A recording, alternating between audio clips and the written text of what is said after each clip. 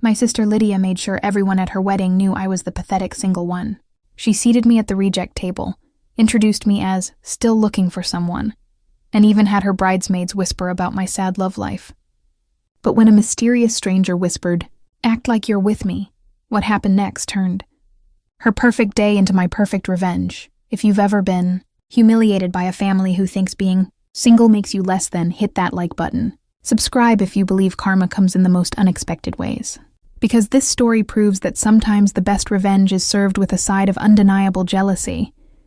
The wedding hall sparkled with golden lights and crystal chandeliers, but all I could focus on was the table number in my hand, table 12, the singles table, the reject table, the place where Lydia had strategically placed me to make sure everyone knew her older sister was still alone.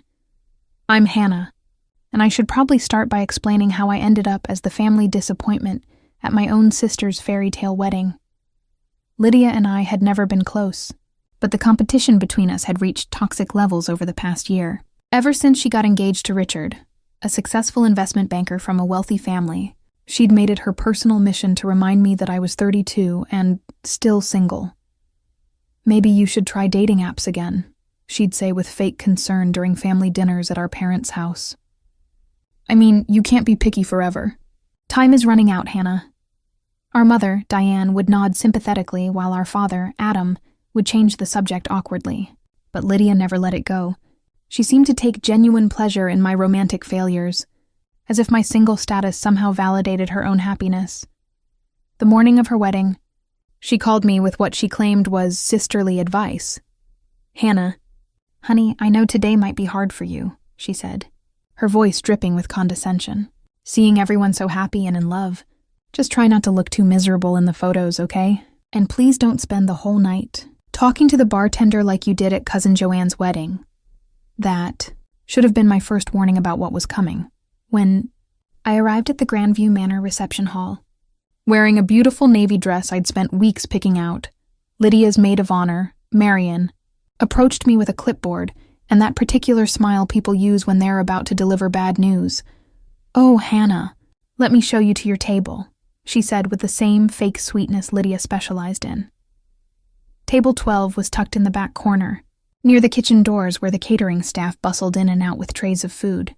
The others seated there were Lydia's single co-workers who barely acknowledged my existence, and our elderly great-aunt Janet, who spent the evening complaining about the music, volume, and asking if I'd considered lowering my standards. But the real humiliation came during the family introductions. The reception was in full swing when Lydia decided to parade me around like a cautionary tale. She grabbed my arm and pulled me toward a group of Richard's relatives, sophisticated-looking people who clearly came from money. "And this is my sister Hannah," Lydia announced, her arm around Richard's shoulder like she was claiming territory. "She's our little career woman, still focusing on work instead of finding someone special." The group smiled politely while I stood there, feeling heat creep up my neck. Mrs. Wellington, Richard's aunt, looked me up and down with obvious pity. "Oh dear, don't worry," she said, patting my arm with a manicured hand. "There's someone for everyone. Have you tried church groups? My nephew William met his wife at a prayer circle." Lydia laughed. Not a kind laugh, but the laugh of someone enjoying another person's discomfort. "Hannah's very independent. Aren't you, sis?" The way she said independent made it sound like a disease. "I just haven't found the right person yet," I said, trying to keep my voice steady. "Well, you can't wait forever," Richard's mother, Margaret, chimed in. "My daughter waited too long and now she's 45 with fertility issues. Don't make the same mistake." For the next hour, I endured a parade of Lydia's friends and Richard's family members offering unsolicited dating advice. Each conversation felt orchestrated, like Lydia had briefed them on exactly how to make me feel small. Joseph, Richard's business partner, suggested I try lowering my expectations. Christopher, a family friend, shared the story of his spinster aunt who finally found love at 50, with a widower who had 6 children. Even the photographer seemed to be in on it. When it came time for family photos, he kept asking if I had a +1 and looked genuinely confused when I said no. The breaking point came during the bouquet toss. All the single ladies to the dance floor. the DJ announced with enthusiasm that felt like mockery. I tried to hide behind a marble pillar, but Marion spotted me and grabbed my arm. "Come on, Hannah. This could be your lucky day." I found myself pushed into a circle of 20-something women who giggled and squealed as Lydia prepared to throw her bouquet. These were Richard's younger cousins, fresh out of college with their whole lives ahead of them. Standing among them, I felt ancient and desperate. Lydia looked directly at me, smirked, and deliberately threw the bouquet in the opposite direction. A 24-year-old named Chloe caught it while the crowd cheered. Lydia hugged her and announced loud enough for everyone to hear, "Looks like Hannah will have to wait a little longer." The laughter that followed felt like glass scraping against my skin. I saw people looking at me with that mixture of pity and relief that comes from witnessing someone else's humiliation. I retreated to my table, fighting back tears of rage and embarrassment. This was supposed to be a celebration of love, but Lydia had turned it into a public execution of my self-esteem. That's when I seriously considered leaving. Just disappearing before anyone noticed I'd gone. Before I gave Lydia the satisfaction of seeing me cry. I was gathering my purse when a deep voice spoke quietly behind me. "Act like you're with me." I turned around, startled, to see a man in an impeccably tailored charcoal suit. He was tall, probably 6'2", with dark hair and the kind of confident presence that made people notice him across a room. His eyes were kind but determined, and there was something magnetic about the way he carried himself. "Excuse me?" I whispered back. "Your sister just spent 10 minutes telling my business associate about how worried she is about you being alone," he said, sliding into the chair next to me with fluid grace. "I'm guessing you didn't ask her to share your personal life with strangers." He was right. I could see Lydia across the room, gesturing in my direction while talking to a group of Richard's colleagues, probably explaining how sad it was that I couldn't find anyone to love me. "You don't mind, do you?" he asked, though his tone suggested he was already committed to whatever plan he had in mind. I shook my head, too surprised to speak. For the first time all evening, I didn't feel invisible.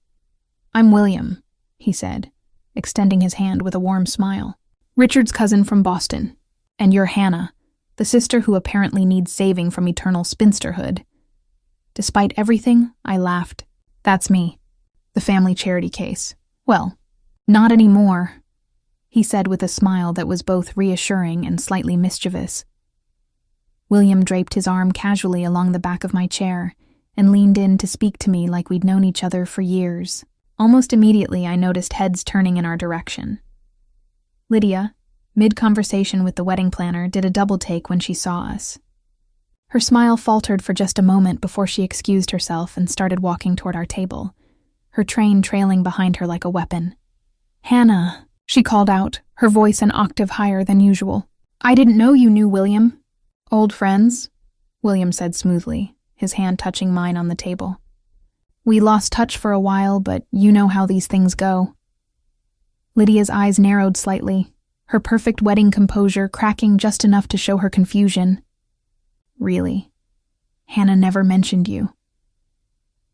"I try to keep my private life private," I said, finally finding my voice and some of my confidence. "You know how I am about work-life balance." The irony wasn't lost on me. Lydia had spent the entire evening broadcasting my lack of a love life, and now she was fishing for details about a relationship that didn't exist. "How wonderful," Lydia said, though her tone suggested it was anything but. "How long have you two been reconnecting?" "Long enough," William said with a smile that gave away nothing and everything.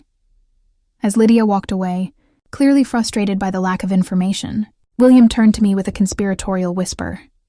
"She looks like she just bit into a lemon," he said. I couldn't help but smile. She's not used to not knowing everything about my life, or having me upstage her in any way. "Good," he said. "Let's keep her guessing." For the next hour, William played the part perfectly. He brought me drinks from the bar, laughed at my jokes, and touched my hand just enough to make our connection believable. But more than that, he actually listened when I talked. He asked about my work in marketing, my love of hiking, and my recent trip to Ireland. "You're not what I expected," he said during a quiet moment between songs. "What did you expect?" "Based on your sister's description?" Someone desperate and pathetic, he said bluntly. Instead, I'm sitting with someone intelligent, funny, and honestly, I can't figure out why you're single. Because I have standards, I said without thinking. He laughed, a genuine warm sound that made something inside my chest loosen. Good for you. By this point, Lydia was openly staring at our table. I could see her whispering to Marion, who kept glancing over at us with obvious curiosity. Richard's family members who had pitied me earlier were now looking at William with interest and approval, clearly recognizing his social status and wondering how I'd managed to land someone so obviously successful. The revenge was already sweeter than I'd imagined, but William wasn't done. When the band started playing slow songs, he stood up and extended his hand with a confident smile. "Dance with me," he said. It wasn't a question. On the dance floor, with his hand on my waist and mine on his shoulder, I felt the eyes of every guest who had offered me unsolicited dating advice. But instead of feeling exposed, I felt protected. William moved with the kind of natural rhythm that suggested he'd grown up taking dancing lessons, and being in his arms felt surprisingly natural. "Your sister is watching," William murmured as we swayed to the music. "I know," I said. "She looks like she's going to explode." Mission accomplished. I looked up at him, this stranger who had given me back my dignity with a simple gesture. "Almost." That's when Lydia made her move. "Mind if I cut in?" she said, appearing beside us with Richard in tow. Her wedding smile was stretched tight across her face, and I could see the calculation behind her eyes.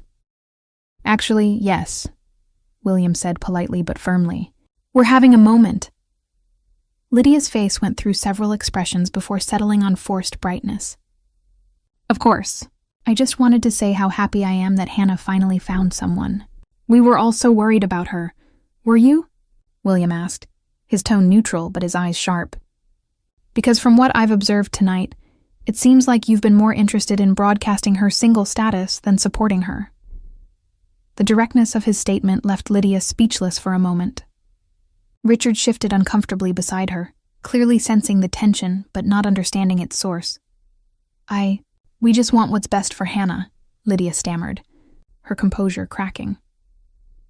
"Then maybe treat her with the respect she deserves instead of using her love life as entertainment for your wedding guests," William said calmly. I had never seen Lydia look so rattled. Her perfect wedding confidence was completely shattered, and for the first time all evening, she was the one who looked small. "I don't know what Hannah told you." "But she didn't have to tell me anything," William interrupted. "I have eyes. I can see how you've been treating her all evening." Richard finally stepped in, clearly uncomfortable with the public nature of the confrontation. "Maybe we should let them get back to dancing." As they walked away, Lydia's composure was completely destroyed. I could see her frantically whispering to Marion, probably trying to figure out who William was, and how I'd managed to land someone so obviously out of my league. That felt really good, I admitted as we continued dancing. "We're not done yet," William said with a smile that made my heart skip. For the rest of the evening, William made sure I was never alone. When dinner was served, he requested that we be moved to a better table, something about his dietary restrictions requiring him to be closer to the kitchen. The staff, clearly knowing who Richard's family was, accommodated us immediately. Our new table was front and center, where everyone could see us laughing and talking like a real couple. Lydia's friends, who had ignored me earlier, suddenly wanted to chat and meet William. Richard's relatives, who had pitied me, now treated me with newfound respect and curiosity about my mysterious boyfriend. Mrs. Wellington, who had suggested church groups earlier, now wanted to know all about William's family background. When she learned he was a successful tech entrepreneur with an MBA from Harvard, her attitude toward me changed completely. "Hannah, you dark horse," she said with genuine admiration. "You never mentioned you were seeing someone so accomplished." But the final act of revenge came during the garter toss. When Richard prepared to throw the garter to all the single men, William stepped forward with the confidence of someone who belonged exactly where he was. "Wait," Lydia called out desperately. "William, you're not single." William looked at me, then back at Lydia with a mysterious smile. "Actually, I am. Hannah and I are taking things slow, getting reacquainted. The garter landed directly in his hands. Whether by luck or Richard's aim, I'll never know. But the symbolism wasn't lost on anyone, especially Lydia. According to tradition, William was supposed to place the garter on the leg of whoever caught the bouquet. But that young cousin Chloe had left early. "Looks like we need a volunteer," the DJ announced. William looked at me with a question in his eyes. I nodded. The crowd cheered as I sat in the chair and William knelt before me, sliding the garter onto my leg with a gentleness that felt surprisingly intimate for an act of pretense. The moment felt charged with possibility, and I found myself wondering if the chemistry between us was entirely fake. Lydia's face was a mask of barely controlled fury as she watched her single, pathetic sister become the center of positive attention at her own wedding. As the evening wound down and guests began to leave, William walked me to my car. The parking lot was quiet, away from the watchful eyes of wedding guests and my family. "Thank you," I said, finally alone with him. "I know tonight was just an act, but you saved me from the most humiliating experience of my life." "What makes you think it was just an act?" he asked, his expression serious. My heart stopped. Because you don't even know me." "I know enough," he said, stepping closer. "I know you're kind, even when people don't deserve it. I know you're strong enough to endure a night of humiliation without fighting back. I know you're beautiful inside and out. And I know your sister is an idiot for not seeing how lucky she is to have you as family." I felt tears threatening, but this time they weren't from humiliation. "William, I know this started as a rescue mission," he said, "but somewhere between the first dance and now, it stopped being pretend for me." He handed me a business card with his personal number written on the back in elegant handwriting. "If you want to see me again, not for revenge, not to prove a point, just because you want to, call me." I took the card with shaking hands. "What if I want to call you tonight?" He smiled, that same confident smile that had first caught my attention. "Then I'll answer." 3 months later, William and I were officially dating. 6 months after that, we moved in together. And exactly 1 year after Lydia's wedding, he proposed to me in the same hotel where we'd first met. Lydia's reaction to our engagement announcement was everything I could have hoped for. The sister who had spent years making me feel inadequate for being single was now forced to watch me plan a wedding with a man who clearly adored me and who came from an even wealthier family than Richard. But the real revenge wasn't in proving Lydia wrong about my worthiness of love. It was in realizing that I didn't need her validation anymore. William's respect and genuine affection had shown me what I deserved, and I was never going to settle for less again. Our wedding was smaller than Lydia's, but infinitely more joyful. Instead of using the occasion to humiliate anyone, we celebrated with people who genuinely wanted us to be happy. Lydia gave a speech as my maid of honor, something she'd insisted on despite our complicated history.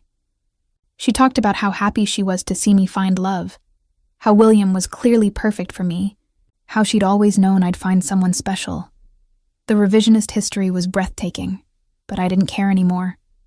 I had something more valuable than her approval. I had someone who saw my worth from the very beginning.